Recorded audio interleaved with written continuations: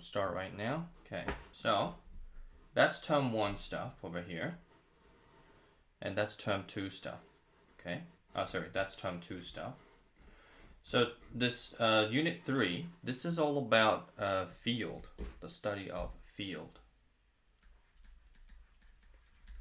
So let me just give you a bit of a, just give you a diagram and illustrate. So we're going to cover term 1 and term 2 both simultaneously, okay? So on Earth, we understand that if there's a mass m there and there is gravitational acceleration, then the force on this object is mg. So that's pretty clear, right? And what is the potential energy that this object contains when this has height of h? And we say that the potential energy is equal to mgh, right? Now, this is called uniform case. So we're going to call this one the uniform, maybe divide this into 2 parts like this. So this is the uniform field case. And the other one is non-uniform field.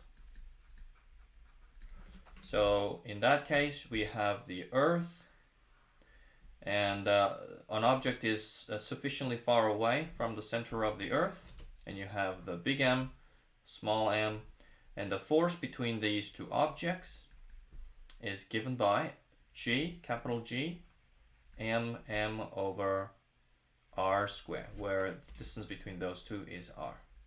So I already went through that stuff in term 1, right? And do you know the formula for the potential energy? It's negative G m over r. That's the potential energy. And what else do we need to learn from here? Well, kinetic energy is still the same, half mv squared, right?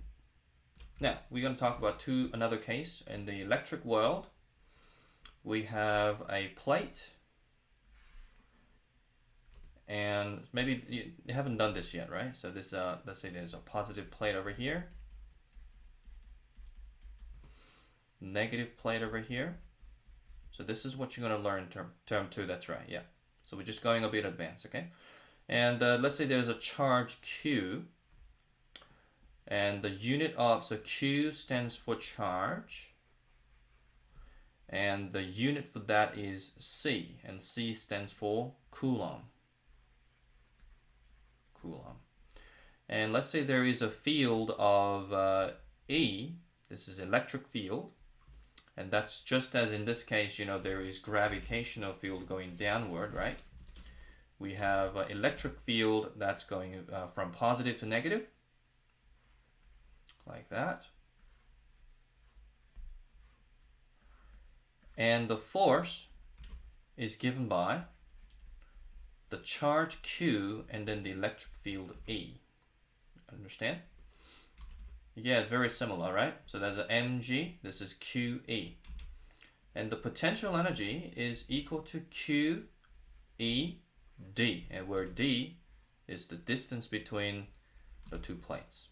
Okay? So that's the difference between uniform field gravity, and this is uniform field electric field. Now for non-uniform field, it's very similar. If you have charge Q, let's say this is big Q, this is small q, what is the force between these two objects? The force is given by, is very similar looking as this one, K, Q, Q over D squared. So this is the distance between those two is D. So exactly the same shape. Yeah, so this G here is known as the universal gravitational constant. So this constant is pretty much the value that is set by God, who made the universe, all right? And he set it to be this number, 6.67 times by 10 to the power of negative 11. So yeah, so that number determines the strength of the gravity. So this number is, as far as you know, this constant is universal everywhere you go. Okay, anywhere in the universe. And this constant is known as the Coulomb constant. Coulomb's constant. And so Coulomb is the unit for charge. So for example, proton, so charge of electron, or charge of electron is negative 1.6 times by 10 to the power of minus 19 coulomb. So that's coulomb is the unit of charge, just as kilogram is unit of mass. What's the charge of proton? Proton is 1.6 positive times by 10 to the power of minus 19 coulomb. Okay. Yeah. And so this constant over here is equal to about 9 times 10 to the power of 9. Okay. That's the K value there, and you have Coulomb and the distance between those two. So we're going to figure out, I'll give you an example, what is the force between two charges. Let's say there's a proton here, and let's say the distance between those two is, let's say, 10 to the power of minus like a nanometer. Okay, 1 times by 10 to the power of minus 9 meter. The charge of that is 1.6 times by 10 to the power of minus 19 coulomb. Same goes for this proton over here as well. So what is the force between those two? So the answer is force equals to 9 times 10 to the power of 9. That's the Coulomb constant. And then you do 1.6 times by 10 to the power of minus 19 square, because it's just the Q. That's just squared, just divided by the same thing, over 10 to the power of negative 9 squared. Yeah. So if you do that, let's think about this. I'm just gonna use a calculator to do this. All right, just bring that over here. So that's 9 times 10 to the power of 9 times 1.6 times by 10 to the power of minus 19 square. And then, so I just did that one, and then divided by 10 to the power of negative 9 square. So that's equal to about 2.304 times by 10 to the power of minus 10 newtons. So you have so these two will repel each other, right? Because both of them are positive repel. Yeah, always Newton for force, that's right. Yeah, it doesn't matter. So force is always in newtons. Now, let's figure out the acceleration of this object. So at that very moment, what is the acceleration that is experienced by this proton over there? Well, force is equal to ma. So if you want to figure out the acceleration, just divide the force by the mass. So force is at 2.304 times by 10 to the power minus 10 newtons. Now mass of proton is, let's find out. It's like mass of proton is 1.67 times by 10 to the power of negative 27 kilograms. So this must be in kilograms.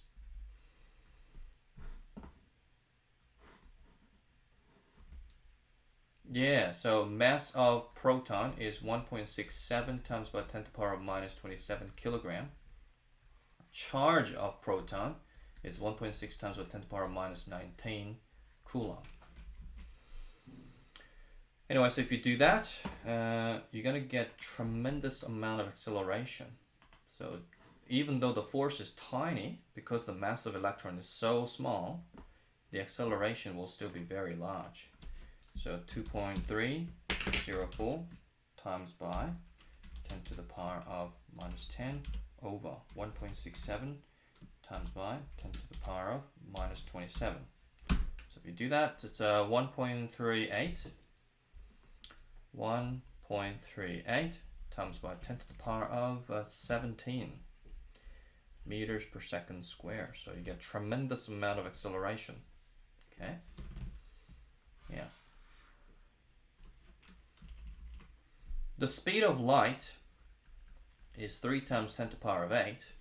So if that force is applied to this proton for even 1 second, because acceleration is that much, the speed of the proton will using classical mechanics, it'll exceed the speed of light. But according to Einstein's relativity, nothing can exceed the speed of light. So you're going to learn relativity next semester.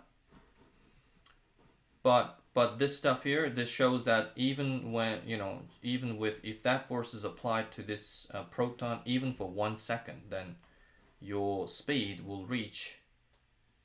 It'll go from 0 meters per second to that value with the meters per second. Yeah. Anyway, so that's just an example. Now, so this is a comparison between and similarity. There's definitely some connection there, right? And now the potential energy between for this one is just a K Q over D. And why is that positive? So potential energy is negative. It's an attraction force. Potential energy is negative if it's an attraction. Here, so you see that so gravity is always attraction, isn't it? Gravity is always attraction, so that's why that value, there's a negative there. Yeah, this one is not attraction. You see, when they are by default, if they are the same sign, right? If they're positive, it's going away. So that's why there's no negative sign there. Okay, so potential energy is positive if repulsion. Now, let me just talk a little bit about the difference between that potential energy and that potential energy, okay?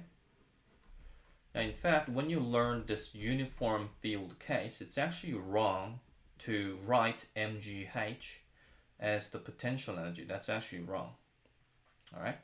So when you say mgh is equal to the potential energy, that's like year 11 level. But from year 12, you have to understand that whenever you have mgh, that's classified as a change in potential energy rather than absolute potential energy, or so the actual potential energy is this value, okay?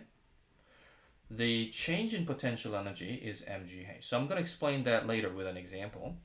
And same goes for this one. QED is simply the change in potential energy, the difference between the potential energy at this level and at this level. All right. So before we go on to the example, let's have a look at this one. So let's say there's a number line like this, and this is 0 here, and this is -1, and this is -5. Let's say. What's that one minus that one?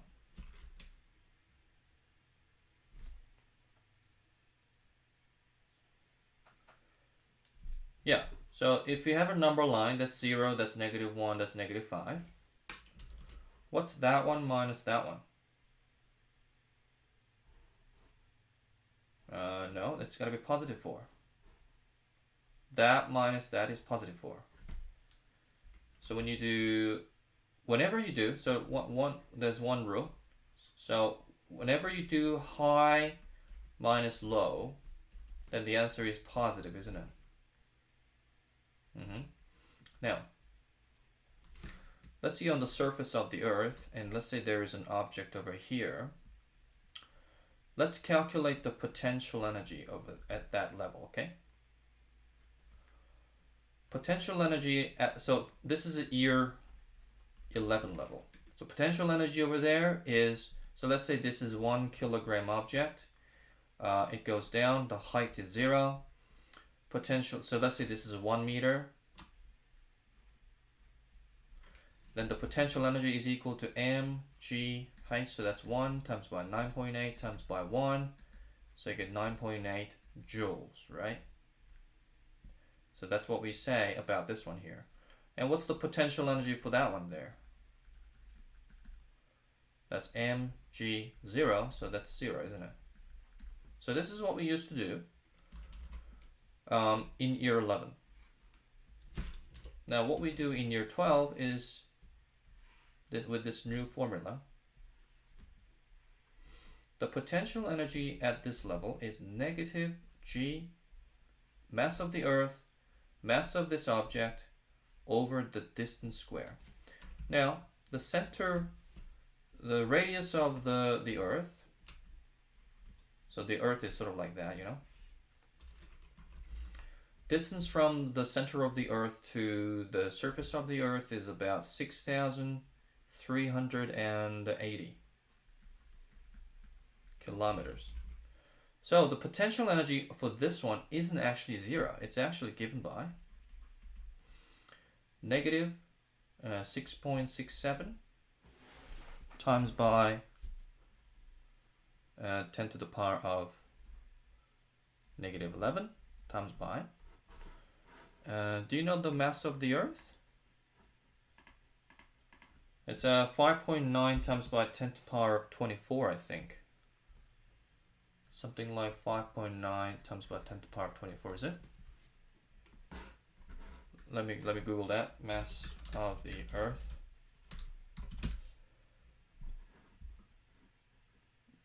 Yeah, 5.97 actually.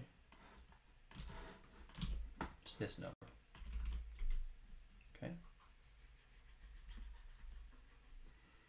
All right. Therefore, so you plug that in.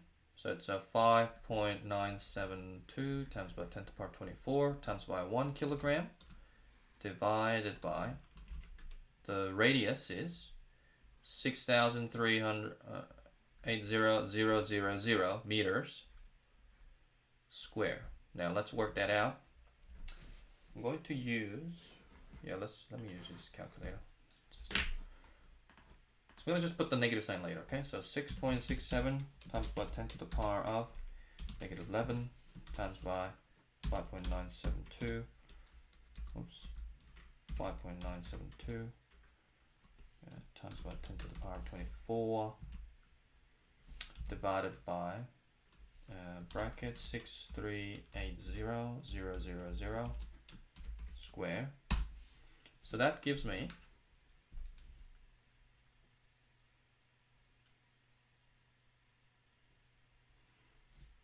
hold on, I think I made some mistake. Is it really only that number? So that's kilometers, so that turns into meters.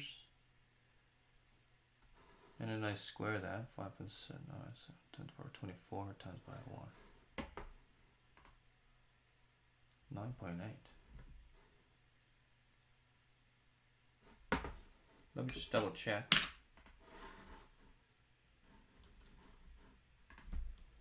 Universal gravitational potential, gravitational constant.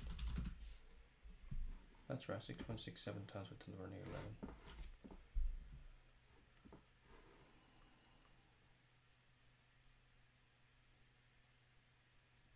That's in kilometers, so it times by 1,000. That's right. and E squared.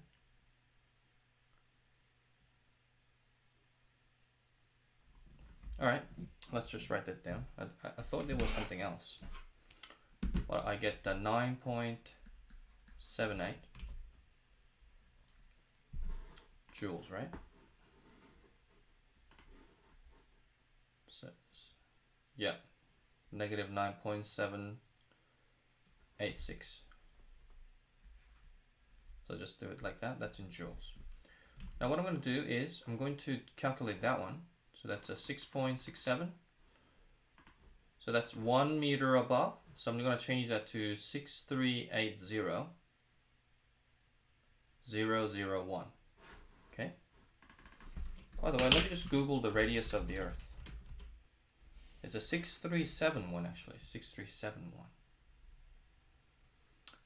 But so it's going to change a little bit, but that doesn't matter. I'm just going to do that. Times by this, then what you get is, there's not much difference. Hold on.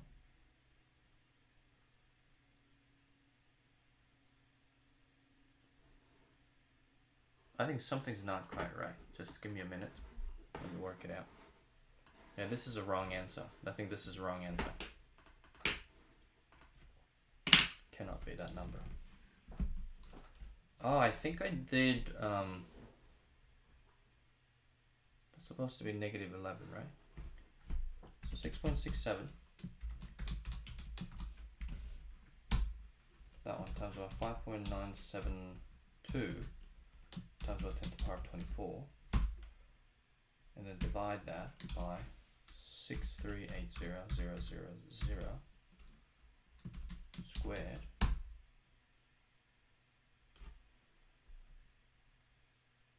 Oh, bloody hell. What I calculated there is actually force. So it should be actually just a single digit. Yeah. Sorry, so not the power of square. So we should not have done square. I was an idiot. Yeah. So it's not that number, yeah, of course. What the hell did I do?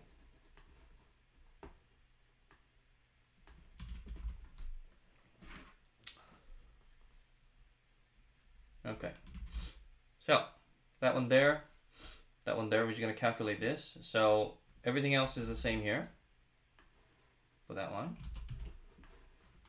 And then you're going to have to divide this by.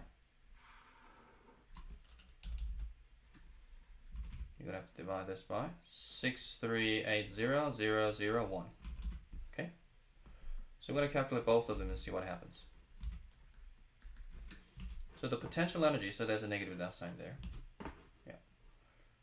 So what you need to do is 6.67 times by 10 to the power of negative 11 times by, yeah, 972 times by 10 to the power of 24 divided by 6380.000.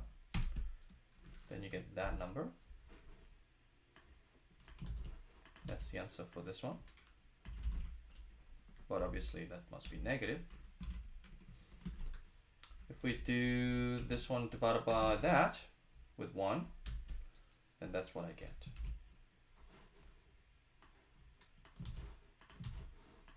Now what we're doing here is really, really important because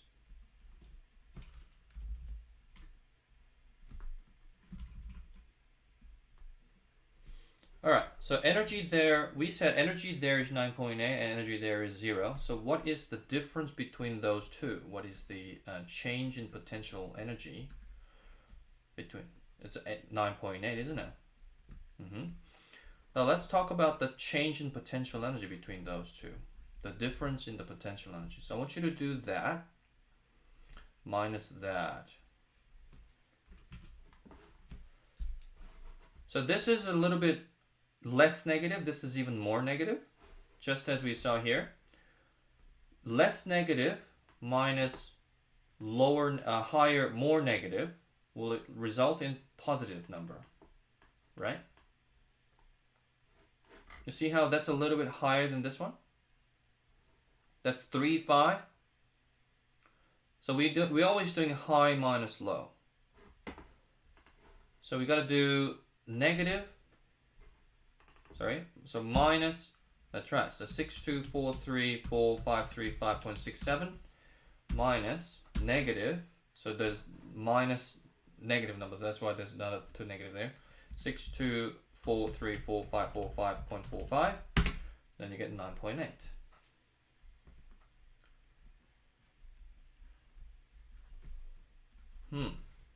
So this is the proper way of figuring out the so what we're doing is, so this is the actual potential energy at that point, and this is the actual potential energy at that point. This is not the potential energy at that point. This value, you see, the potential energy at that level is not zero, because this value, this object is still, certain distance away from. As long as an object is certain distance away from the center of the Earth, the potential energy is not zero. Okay, it's actually that value. You see, that minus that, it gives you 9.8. So when we are doing MGH, we are actually approximating this value here. We're kind of just approximating.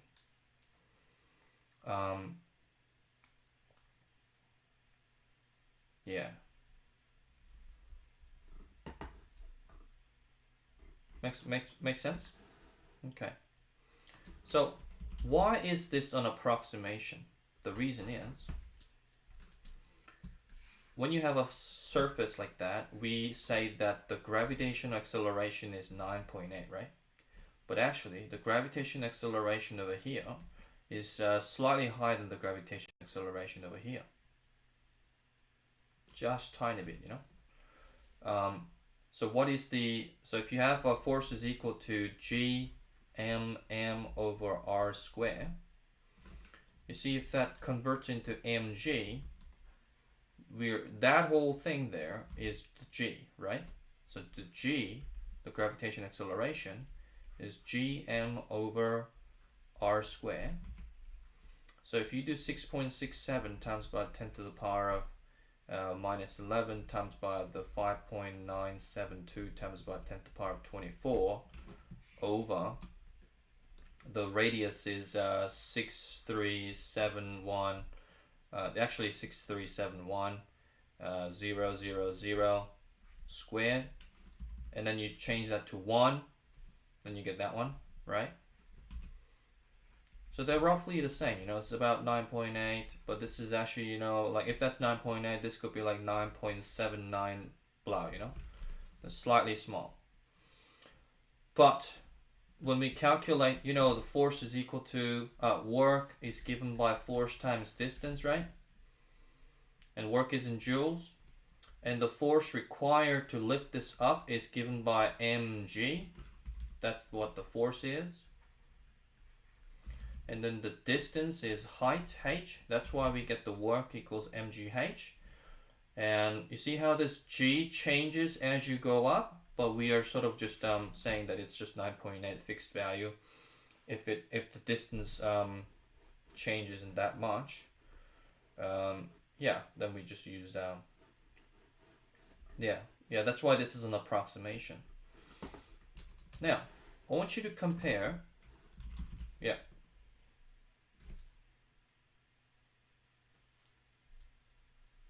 That's right. And we can do that approximation if we are moving sufficiently less, just small distance, okay? So what we're going to do now is we're going to go from the surface of the Earth to about 400 kilometers away. Yeah, so we're going to compare. So you see, there wasn't much difference when we did that's just MGH, that's 9.8. When we calculate this and this and the subtract, it was also 9.8, right? So there wasn't much difference, right? We're going to see the difference happening over here. So what we want to do is just calculate the change in potential energy, all right? So using the uniform field, so if you just assume that it's just 9.8 there and also 9.8 there, then what we have to do is just this is 1 kilogram, 9.8, and then the 400,000, right? Then you get 9.8 times by 400,000. Then you get 392, 3,920,000. Oh good, that's in joules. But what is the actual gravitational acceleration over there? What's the G? The formula for G is gmr squared.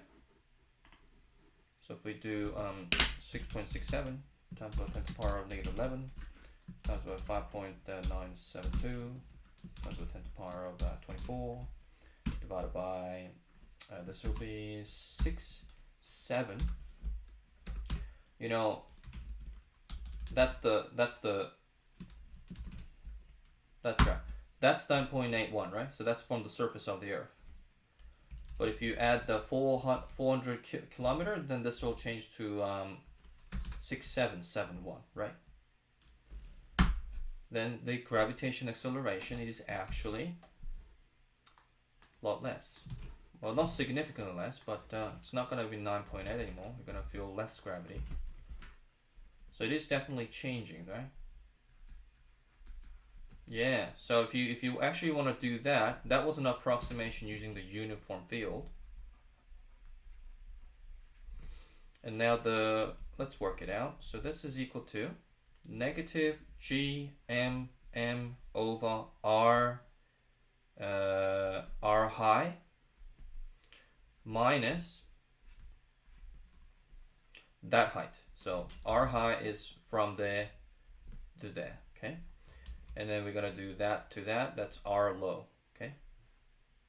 I'm just gonna call it re. That's the radius of the Earth, okay?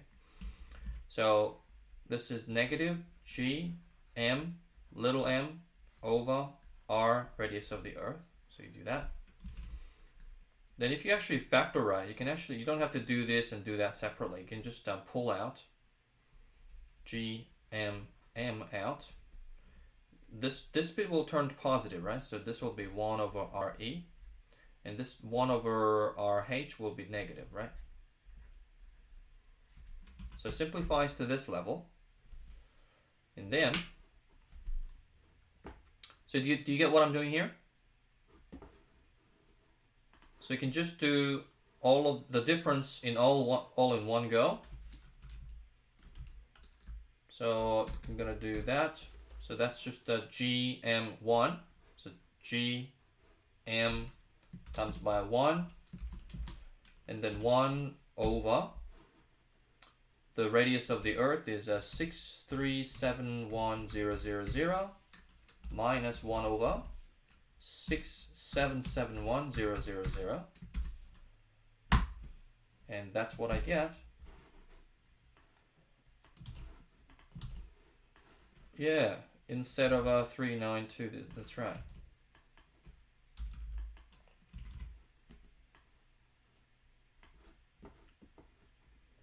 Well, the new G, that's a good question. Not really, because this is where you have to use differential calculus to do it. And this result over here, this formula, is something that you get from the differential calculus. When do we use differential calculus? We use differential calculus when the rate is changing all the time. So as this thing goes up, you see the G is constantly changing. So that means you have to take care of all the G's that are in between those two. All of these, okay? So every single value that goes between those two. You can kind of guess this answer by not using 9.8 and not using 8.7, 8.68, but somewhere in between those two. Yeah, this is a good approximation, you know? So let's see how that works. Let's see how...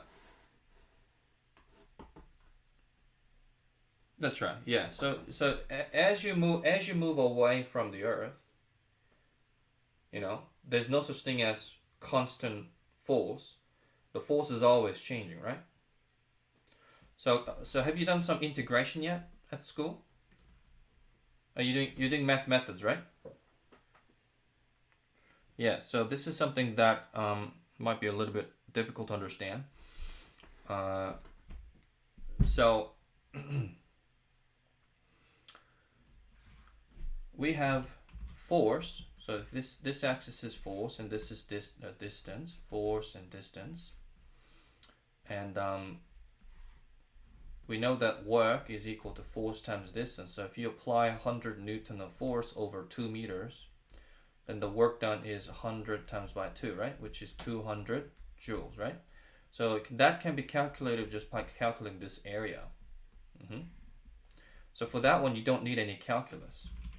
Now, however, let's say the force, you see the force between the two, let's say if you have the Earth over here and the object moves away, when the object is really close to the Earth, the force is, the relationship between the force and the distance is given by force is equal to G(m)(m) over r squared.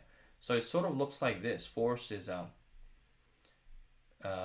really high if the distance is close, and the force is decay. So what you want to do is, if you're moving from here to here, right? That means the work done to move your, you see, like if I have, this is actually pretty easy to understand. So if I want to move an object upward by 1 meter, then the force required to move that is just mg. So that's just mg, that's the force. And just moving 1 meter, the force required to move it up doesn't really change. So that's 1 meter, or the height, h. This is the change in distance. And you just work out this area, that's mgh, isn't it? Just h times by mg. So that's for the uniform field case, those two above. But when the object is moving sufficiently away from the Earth, then what happens is, as you can see, the force decays like that. But then you still have to work out this area. The area is a curved area. How do you work out the curved area? You have to do integration. So integration is something you will learn, I think, in term 2 in methods. You'll learn how to figure out this area over here. And this is the opposite process of differentiation. It's like undoing differentiation. Okay. So what you need to do is integrate. So the work is force times by distance. That changes to integral of force times by dd. That constant there. So if I let that equal to maybe x, then this is a force times by x, right? And that changes to force and dx. And when you do that, then that's when you get this quantity, negative g. So if you solve that problem, the force is the same as g(m)(m) over r squared dr. So it changes to dr, and that becomes the g(m)(m) over r. So that's how you get the potential energy. But this is a bit more advanced stuff, so we're not going to go through this in much detail. But when you calculate that area, then yeah, I guess you can. That's the formula there.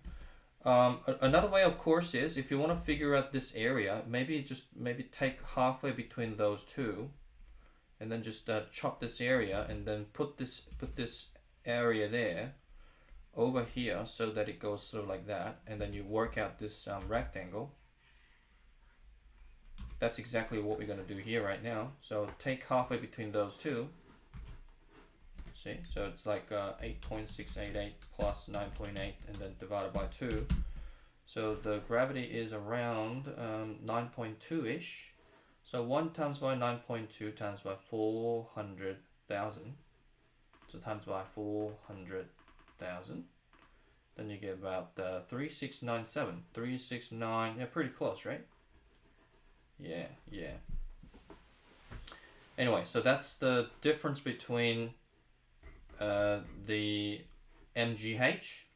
So it makes sense now, right? That when I say the MGH over here, yeah, so MGH there is an approximation of the potential energy over there and potential energy over there.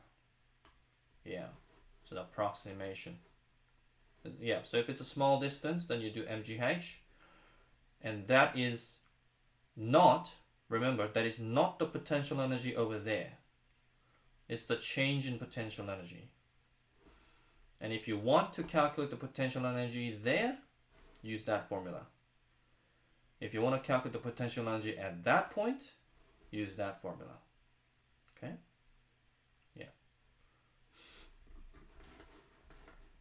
Yeah, this is a bit more rigorous treatment of the gravity stuff. Now, we're gonna go through all of this now, and just get down to Kepler's law. All right. So that's all fine. That's all fine, right? So we have G m over r squared. That's equal to mg. So therefore, G equals to just that bit there, right? G m over r squared. So that's the formula if you want to calculate the 9.8 or whatever. And also so that's the projectile motion. So have you gone through projectile motion in great detail? Okay, we'll come back to that maybe tomorrow. We're going to talk about circular motion now, because the circular motion is related to the Kepler's law. First of all, if you have a circle and an object goes around it, time taken for one cycle is given by the period, right? That's the period. And we know this is radius. So we know that the velocity or speed, this is speed, is distance divided by time. So distance is 2 pi r.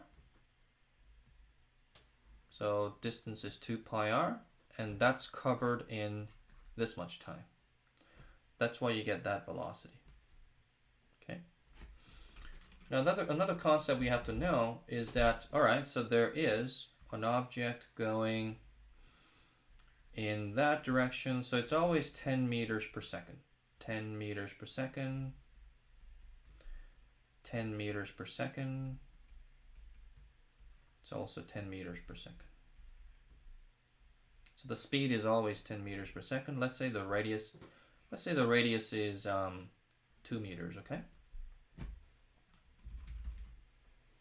2 meters per 2 meters. Let's work out the time taken to go around, okay?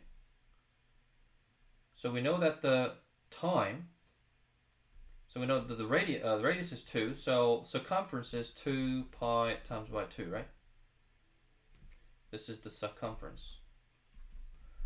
That's 4 pi meters, so that's about 12. And then you divide the distance divided by the velocity. That's equal to time, isn't it? So 12 meters, but it's the speed is 10 meters per second. So just do a 4 pi there. So this is roughly. This is 4 pi. 4 pi divided by 10. That's equal to 1.2566. Okay. Seconds. So that's the period, isn't it? That's the period. We already know the velocity. We will try to find out the time here. Okay. Now, but I've got a question for you. You see how this is always going at 10 meters per second, right? So the speed is fixed. So is there any acceleration? Well, acceleration is if there is acceleration, it leads to change in velocity, right? It leads to change in velocity. But we see that the speed is always 10 meters per second, 10 meters per second, so its speed is not changing at all. It's not going any faster, it's not slowing down, it's just going always at 10 meters per second. So the question is there any acceleration?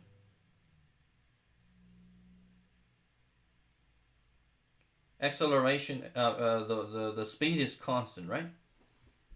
So speed is constant. Now let me ask you this. Is the velocity constant? Velocity is not constant. That's right. Because it's changing direction. So let me ask you this. Is the acceleration zero or non-zero? It'll be non-zero. So even though, so yeah, that's right. You know this really well. So even though the speed is constant, because it's changing direction, there must be some kind of force that's pushing this thing toward the center, and this force is known as the centripetal force. Centripetal. Yeah, so centripetal force, and this acceleration is the centripetal acceleration, right? The centripetal acceleration. So we're not going to go through the derivation of that. It requires differential calculus also. The acceleration is given by the speed squared divided by the radius. Okay. So what is the acceleration for this object right there?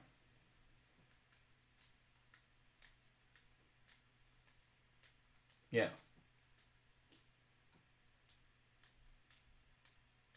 Squared. That's 50. Therefore, what is the centripetal force? Let's suppose that this is a 2 kilogram, 3 kilogram.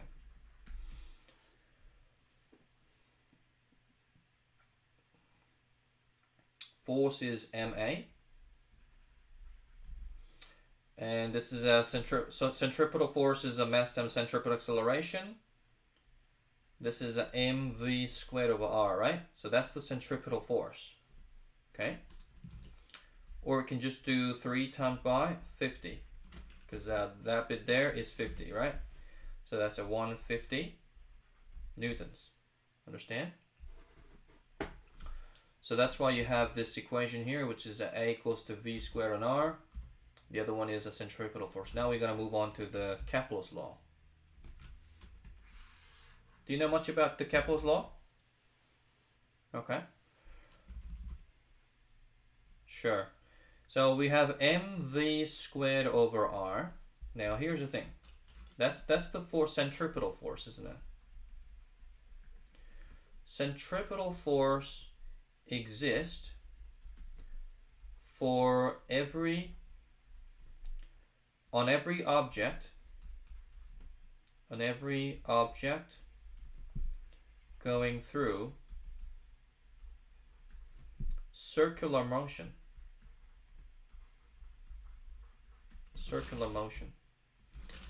And there is always a source. All right. So if you have a string and then you attach a little mass and then you spin it around, the source for that is tension. So the tension equals mv squared over r. Now if there is a car going around a roundabout, there's also centripetal force because it's going in a circle. Friction, that's right. Now the Earth moves around the sun, right? the gravity provides the centripetal force. Does that make sense to you? So therefore,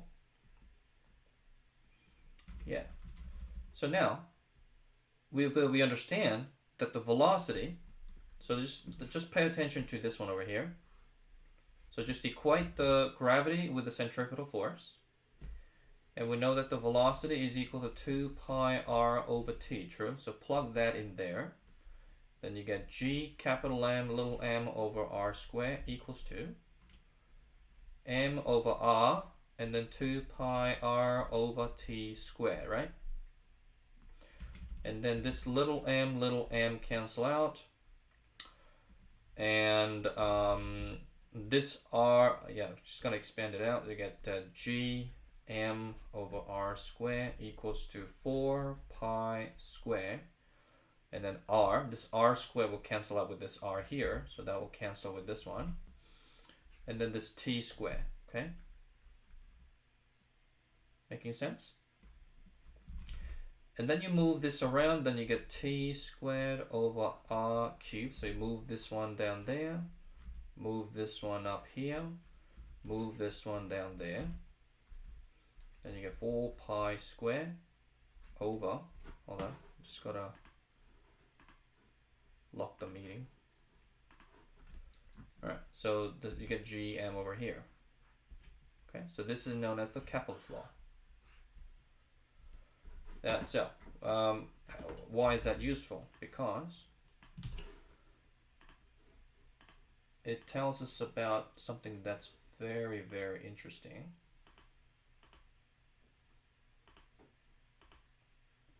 Hold on. Why is this not? Oh, no. Did I write on the background? Oh, I did. Okay, so I'm going to save that.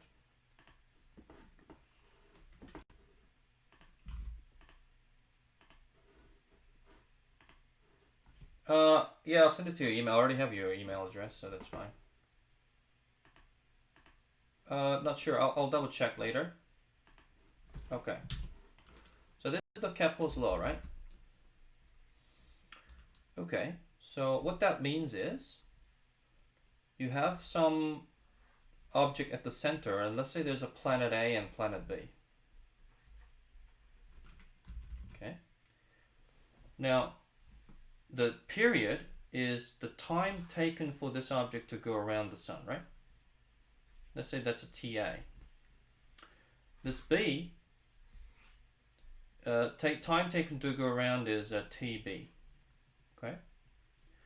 So this equation tells us that if you know the distance away from the sun, okay, then you can figure out the time taken to rotate around the sun is already determined. That's what this equation is saying. So you can, yeah, what this rules tells us is that the distance away from the sun determines how long it takes to go around the sun. So you cannot have some arbitrary random velocity around the sun. So this is how it works. T squared over r cubed is constant, isn't it? So therefore, if you have TA squared over RA cubed, that'll always equal to some other planet B squared over radius B cubed. Okay. Now let's say this is the Earth.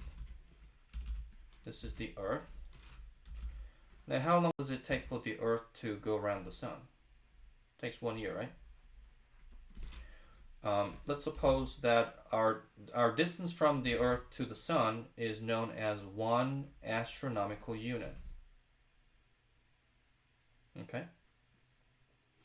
So if you actually use amount of time in seconds and the measurement of the distance in meters, then you get exactly this value, okay? But because this is a constant value, and when you're using this equation, you don't have to use the standard unit, okay? Any unit is fine.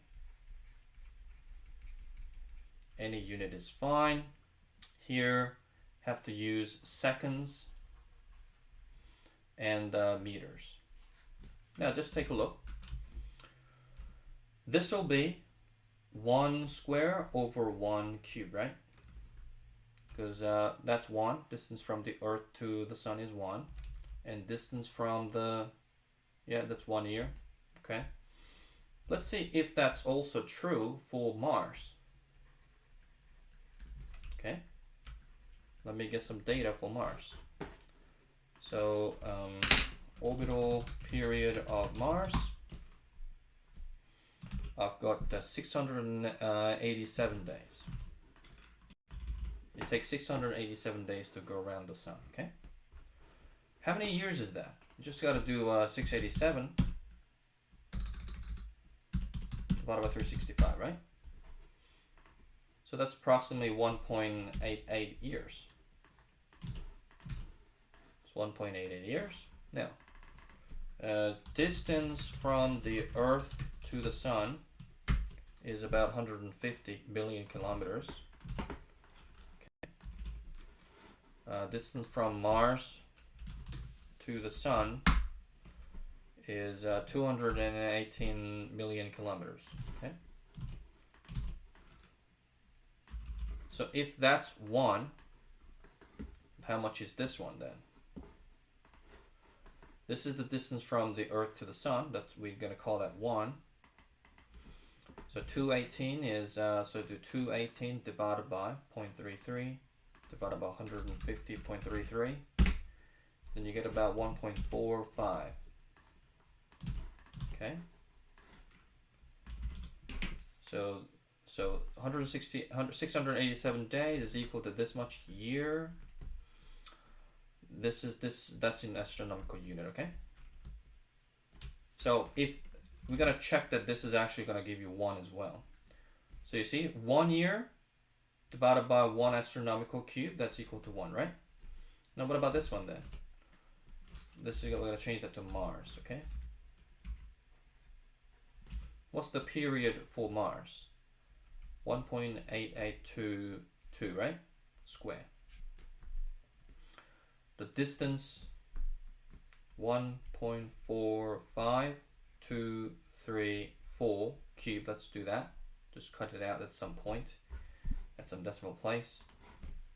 1.8822 square divided by 1.45234 to the power of 3. I think something went wrong there. Hold on.